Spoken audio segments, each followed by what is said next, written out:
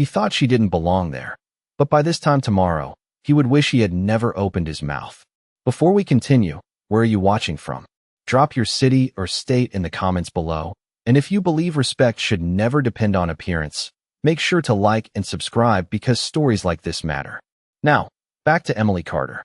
The glass doors of the luxury dealership slid open with a quiet hiss as Emily stepped inside, her worn sneakers barely making a sound against the polished marble floor that stretched like a mirror beneath her feet. The showroom gleamed under soft white lighting. Rows of six-figure cars lined up like sculptures, each one reflecting a world she appeared not to belong to. Emily adjusted the sleeve of her simple gray cardigan, her eyes steady as they moved from one car to the next, not with awe, but with quiet intention. At 35, she carried herself with a calm confidence that didn't ask for attention, yet somehow made people notice, though not always in the way she deserved.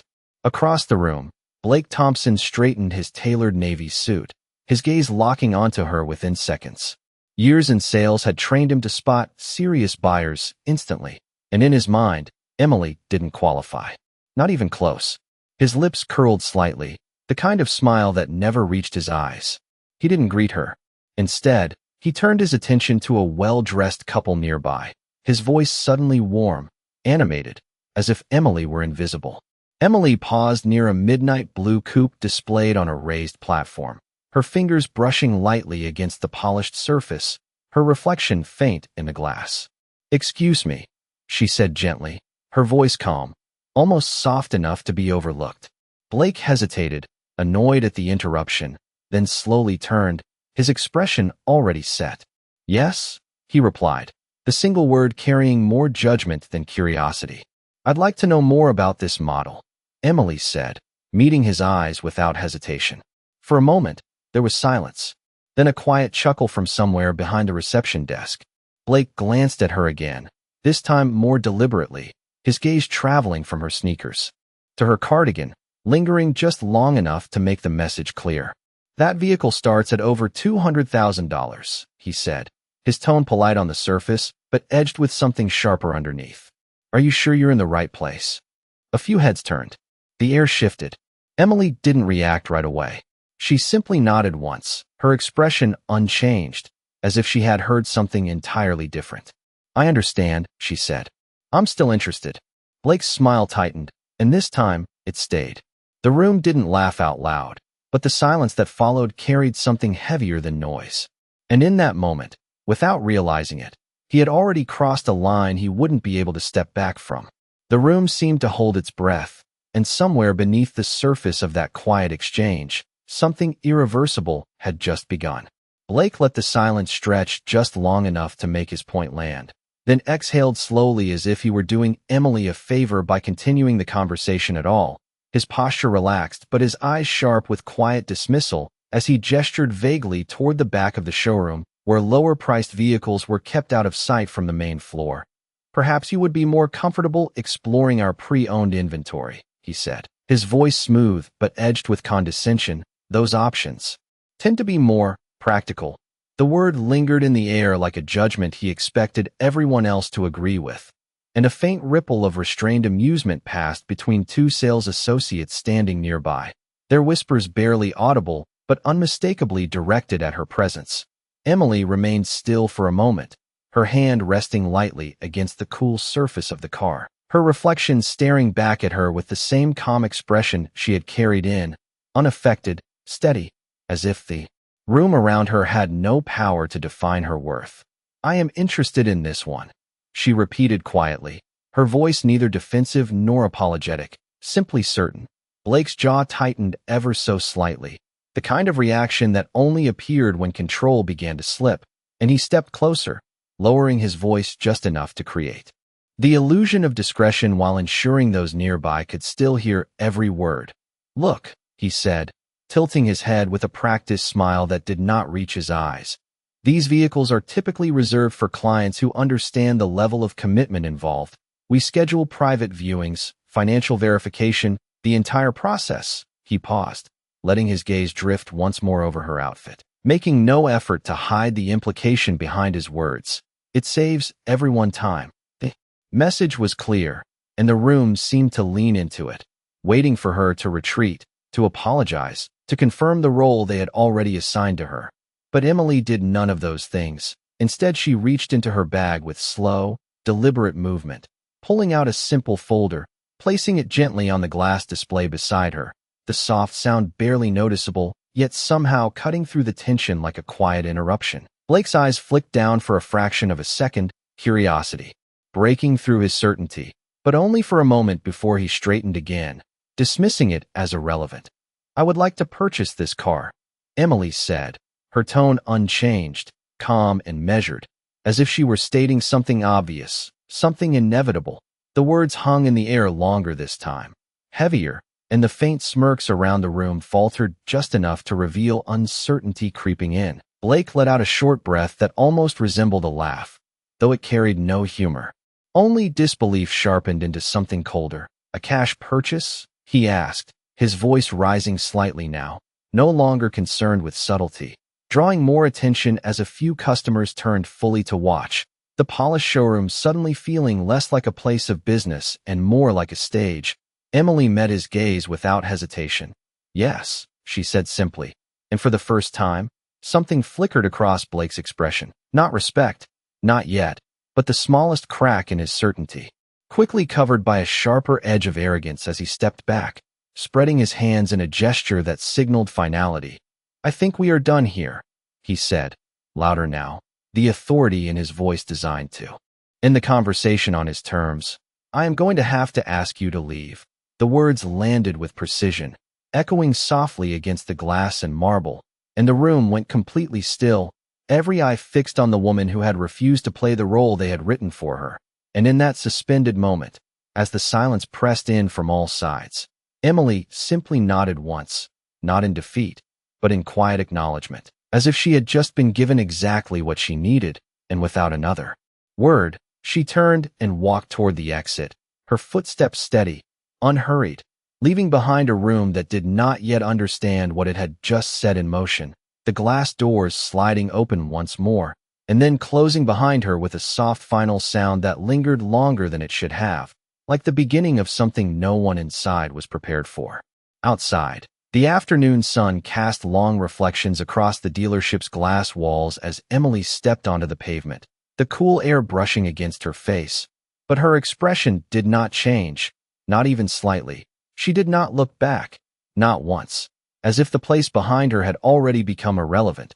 Her steps remained steady, measured, each one carrying the quiet certainty of someone who had already made a decision long before walking through those doors. Across the street, traffic moved. In its usual rhythm, engines humming, tires gliding over asphalt, the world continuing exactly as it always did. Unaware that something had just shifted beneath the surface, Emily reached the curb and paused for a brief moment, not out of hesitation, but as if aligning her thoughts. Her hand slipped into her bag again, retrieving her phone, the screen lighting up softly in her palm. She scrolled once, then stopped, her thumb hovering before tapping a single contact. The line rang only once. Before it connected, "Hey," came a calm, familiar voice on the other end, steady, composed, the kind of voice that carried authority without needing to raise itself. Emily's lips curved into the faintest smile, not of relief, but of quiet recognition. "Daniel," she said, her tone even, controlled. "I stopped by the dealership." There was a brief pause, not of confusion, but of understanding, as if he already knew there was more beneath those simple words. "And," he asked, his voice lowering slightly, attentive now. Emily glanced back across the street, her eyes meeting the reflection of the showroom glass rather than the people inside it. "They asked me to leave," she said, not with anger, not with embarrassment, but with a calm clarity that made the words heavier than they sounded. On the other end, there was silence for just a second. Longer than usual, not empty, but deliberate. "Did they?"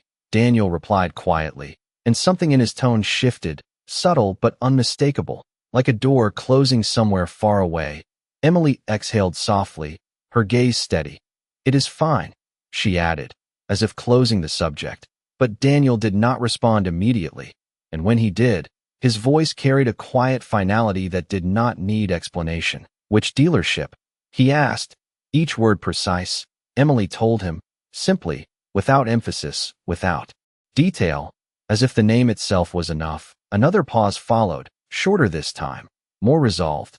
I understand, Daniel said, and in those two words, there was something else, something that did not belong to anger, but to decision. Emily nodded to herself, even though he could not see it. I will talk to you later, she said, her tone returning to its usual calm, the conversation already complete in her mind. Of course, he replied, and the call ended with a soft click. Emily lowered her phone and slipped it back into her bag, her posture unchanged, her expression still composed, as if nothing extraordinary had happened at all. A passing breeze lifted a strand of her hair before settling again, and without another glance toward the dealership, she stepped off the curb and walked toward the parking lot where her modest sedan waited, blending into the ordinary world she had never needed to escape from. Behind her, inside the glass walls, Blake Thompson adjusted his tie and let out a quiet breath, the tension of the encounter already fading in his mind, replaced by the familiar rhythm of sales targets and polished conversations. He glanced briefly toward the doors where Emily had exited, then dismissed the thought entirely, turning back to greet another customer with a practiced smile. The moment already filed away as insignificant, a small interruption in an otherwise successful day. He had no way of knowing that the quiet woman he had just sent away had not left in defeat, but in decision, and that by this time tomorrow, the same doors he had so casually closed behind her would open again, not with hesitation, but with a presence that would change the entire room. And when that moment came, there would be no laughter, no whispers, only silence, the kind that arrives when certainty collapses all at once.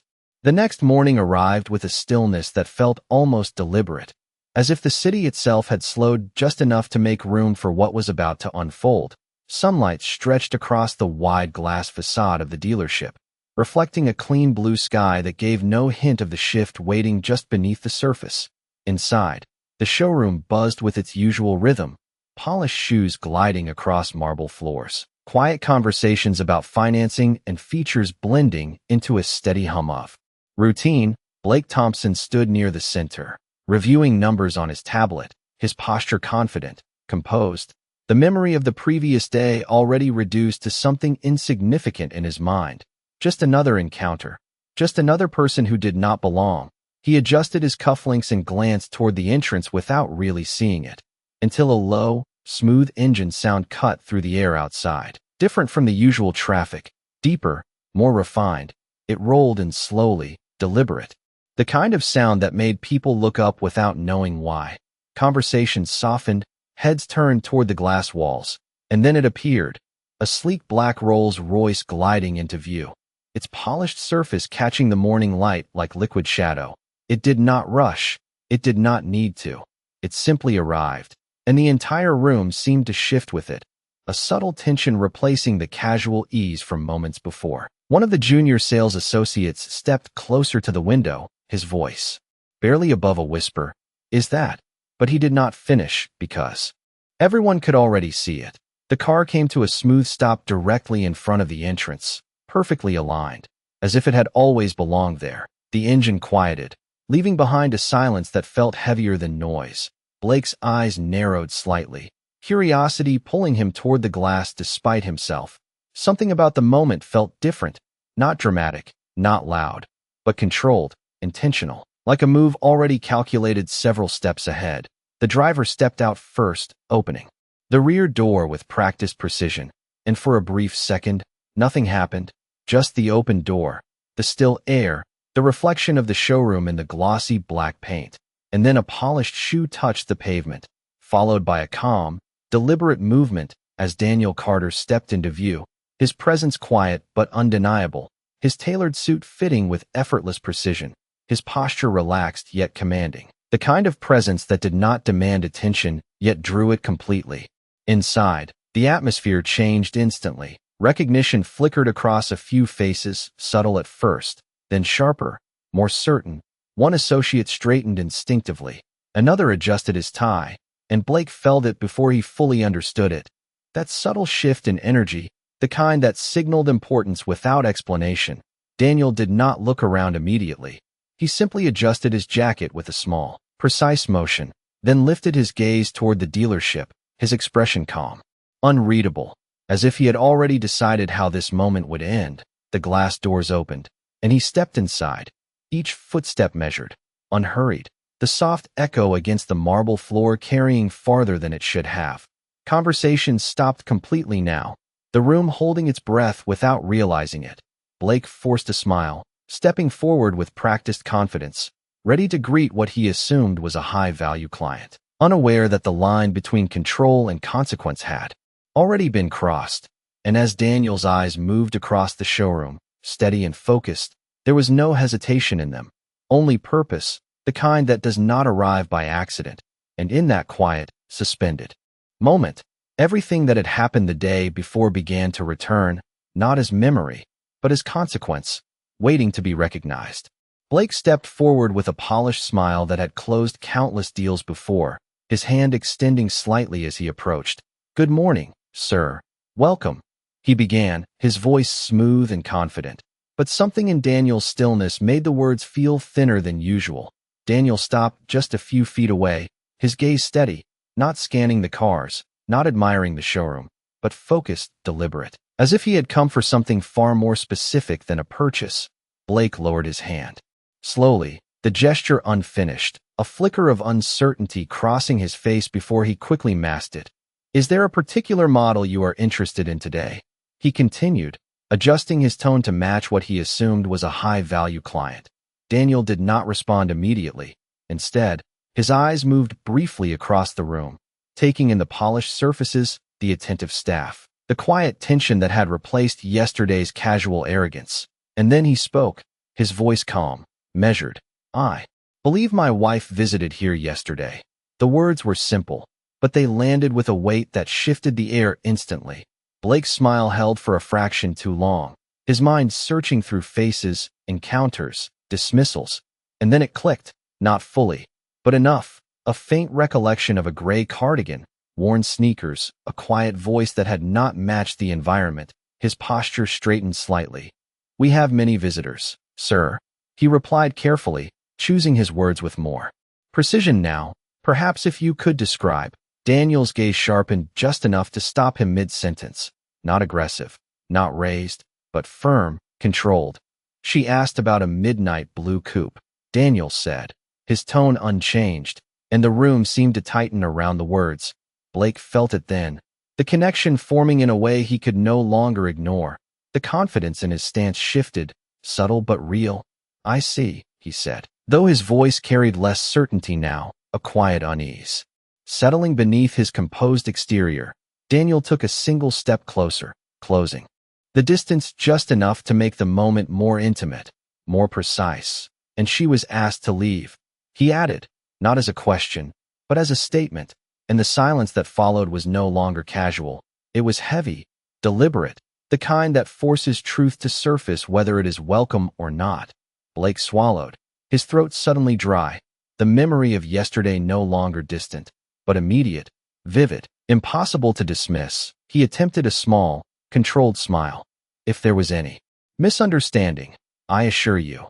But the words faltered as Daniel raised his hand slightly, not to interrupt loudly, but to end the explanation before it could begin. "There was no misunderstanding," Daniel said quietly, and the finality in his tone left no room for negotiation. Around them, the staff stood frozen, eyes shifting between the two men, the polished showroom now silent in a way that felt unfamiliar, even uncomfortable. Blake's confidence, once effortless, now felt constructed, fragile. He adjusted his tie again, a small gesture that betrayed more than he intended.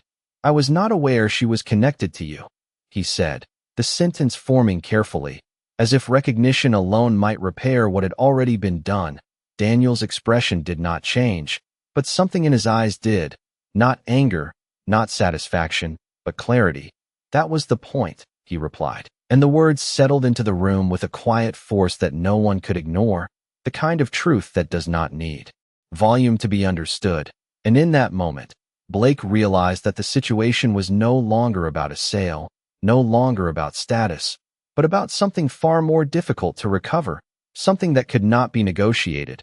And as the silence deepened, stretching across the marble floor and reflective glass. The consequences of a single moment of judgment began to take shape, undeniable, irreversible, and impossible to undo.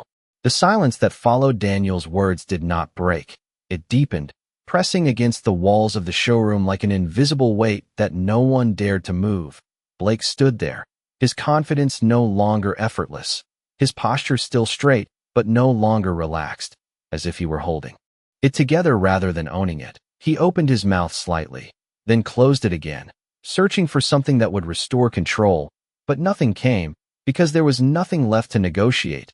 Daniel let the moment sit, not rushing it, not filling it, allowing the truth of it to settle into every corner of the room. Then he turned his head slightly toward the entrance, his gaze shifting just enough to signal something unseen, something expected, and almost on cue. The glass doors opened once more, this time without hesitation, and Emily stepped inside, her presence quiet but unmistakable, her gray cardigan the same, her posture unchanged, calm, composed, as if the events of the previous day had not altered her in the slightest. Yet the room reacted differently now. The same people who had barely noticed her before now watched in complete silence, their expressions no longer amused, no longer dismissive, but uncertain, cautious. Blake felt it immediately, the shift that no amount of experience could ignore. His eyes moved from Daniel to Emily and back again, the connection now undeniable, the realization settling in with a clarity that left no room for denial. Emily walked forward at an even pace, her steps measured, unhurried, each one echoing softly across the marble floor. She stopped beside Daniel, not behind him, not dependent, but equal, her presence reinforcing his without needing to say a word. For a brief moment, no one spoke, the stillness returning. Heavier than before, Blake cleared his throat, the sound small in the vast space. "Ma'am," he began, his voice carefully controlled, though the confidence from the day before was gone, replaced by something more cautious, more deliberate. "If there was any discomfort during your visit yesterday, I would like to personally apologize." The words were correct, professional, but they lacked the ease he once carried, because now they were not being offered from a position of power, but from necessity. Emily looked at him, her eyes steady, not cold, not angry, but clear, as if she were seeing him without the layers he had tried to hide behind. "You were very clear yesterday," she said softly, her voice calm, each word precise, and Blake felt the weight of them more than any raised tone could have delivered. He shifted slightly, adjusting his stance again, the gesture now almost habitual. "We strive to provide the highest level of service to all clients," he added, as if the statement itself could rewrite what had already happened. Daniel remained silent, his presence alone reinforcing the moment, not interrupting, not correcting, simply allowing the truth to stand on its own. Emily glanced briefly toward the midnight blue coupe, still positioned under the same lights, untouched, exactly where it had been the day before. "I would still like to purchase that vehicle," she said, her tone unchanged, as if the decision had never been in question. And once again, the room held its breath, because this time, there was no doubt, no hesitation, no dismissal, only the quiet certainty of someone who had never needed their approval to begin with. Blake nodded quickly, almost too quickly. "Of course," he replied, the word immediate, automatic, stripped of the condescension it had carried before, now replaced with something closer to urgency. "We can arrange everything immediately." His voice moved faster now, trying to recover momentum, trying to rebuild what had been lost, but the atmosphere had already changed, permanently. The control he once held was no longer his to command, and as Emily stood there, calm and composed, the contrast between yesterday and today became impossible to ignore, not because she had changed, but because the room finally had, and in that quiet realization, the true weight of respect began to settle, not demanded, not forced, but earned in a way that could not be reversed. Blake moved quickly now, too quickly, as if speed alone could erase what had already happened, his gestures sharper, his voice more attentive, calling for paperwork, signaling to another associate. His entire demeanor transformed into something efficient, almost urgent, but beneath that polished movement, there was a tension he could not fully conceal, the kind that came from knowing the situation was no longer in his control.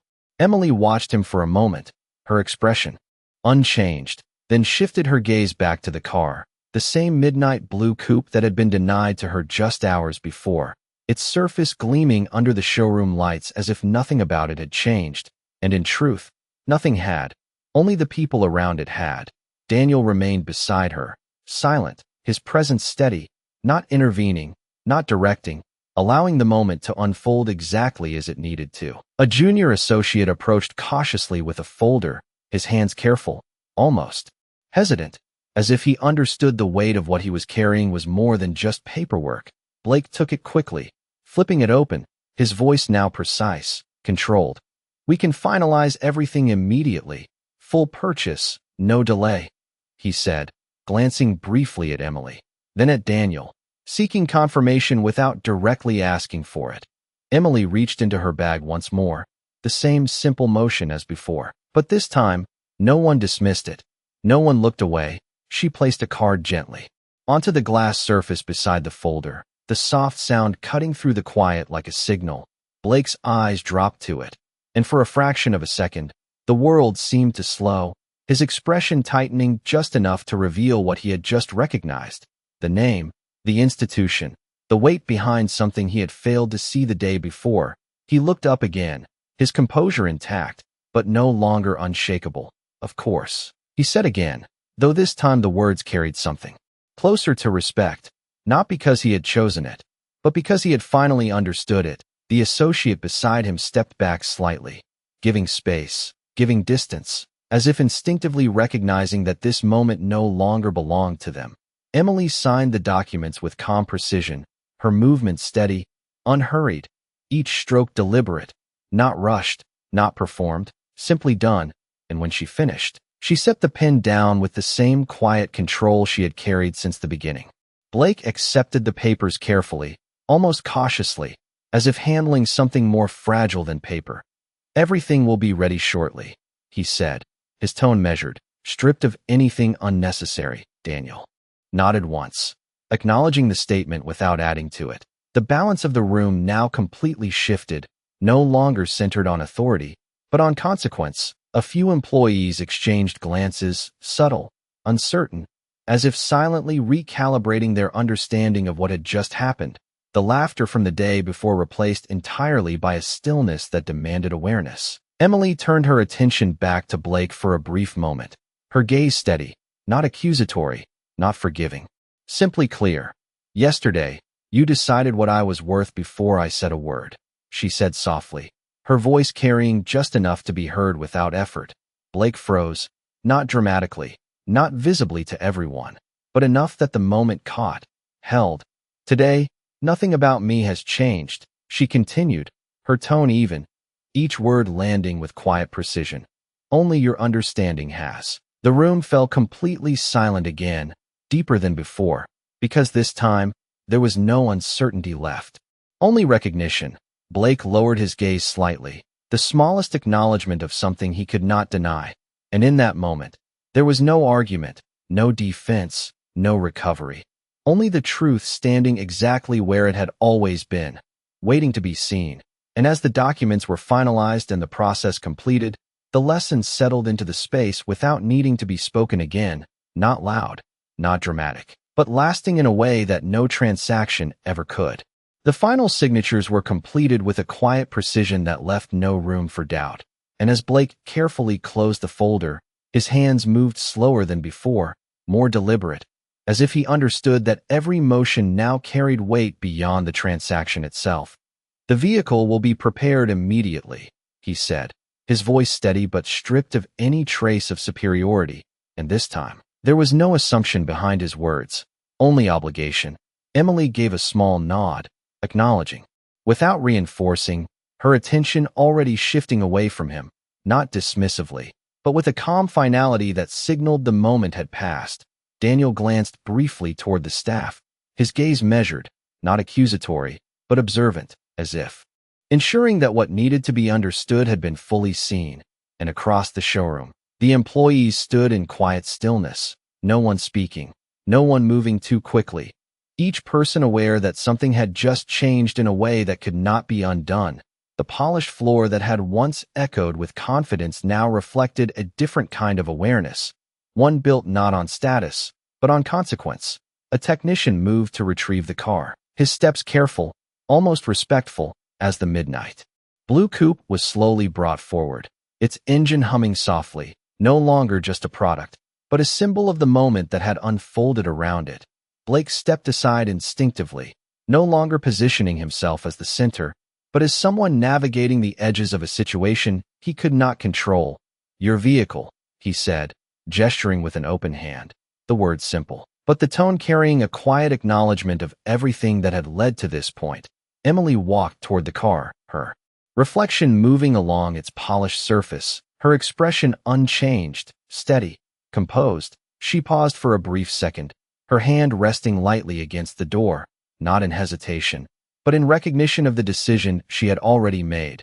Daniel stood a step behind her, not leading, not overshadowing, simply present, reinforcing the quiet strength that had defined the entire moment. Blake watched them, his posture still, his expression neutral, but his eyes revealing something else now, something closer to understanding than pride. And as Emily opened the door and took her seat, the movement felt less like a purchase and more like a conclusion, a line drawn not with force, but with clarity.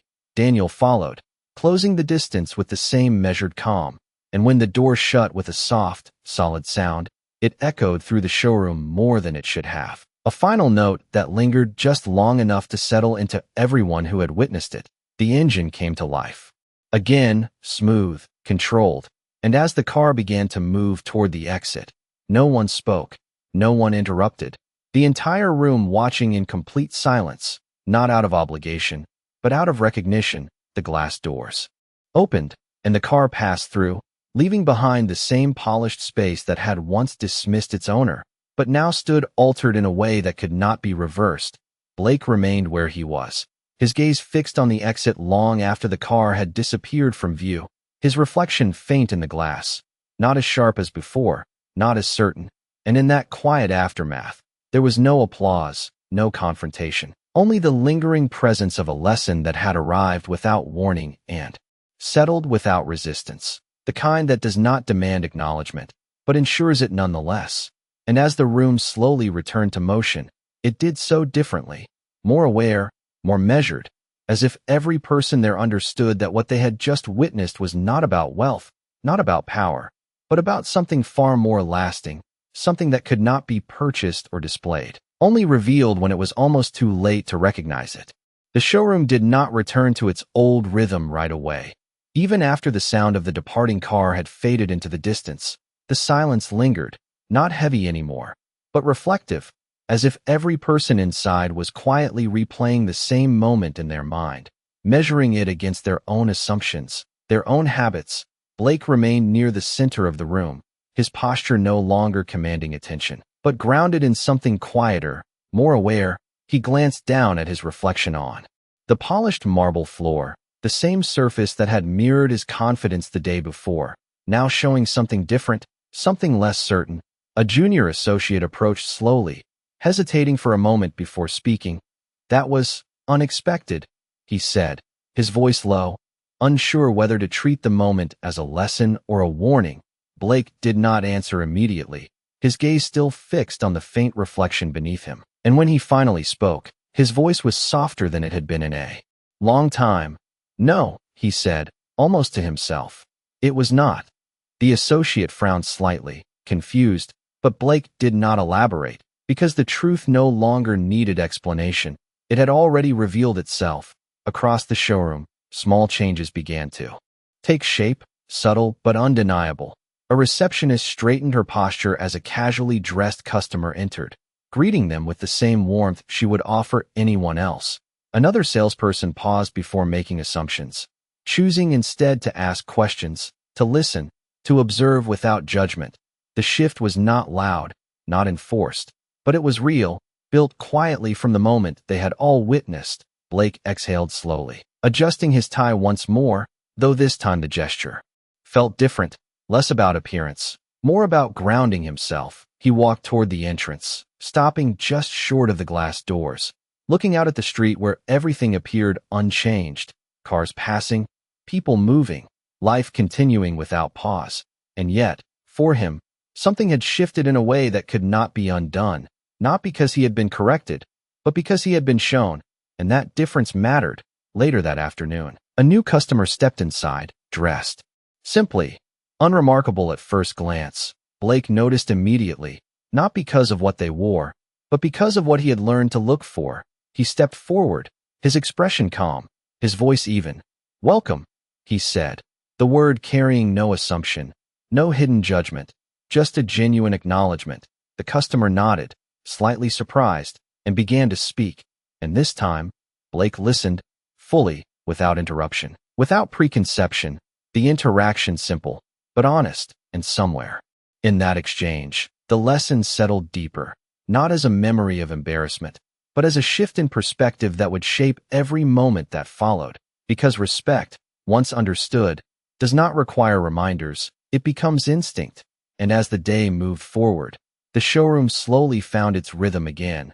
But it was not the same rhythm it had carried before. It was quieter, more measured, built on something steadier than confidence alone. And far beyond the glass walls, the road stretched ahead, carrying those who understood its lessons forward, leaving behind those who were still learning. And in that quiet difference, something lasting remained, unseen, but unmistakable. And that day, without announcement or applause, the meaning of dignity settled into a place it had been missing all along, waiting not to be taught, but to be recognized.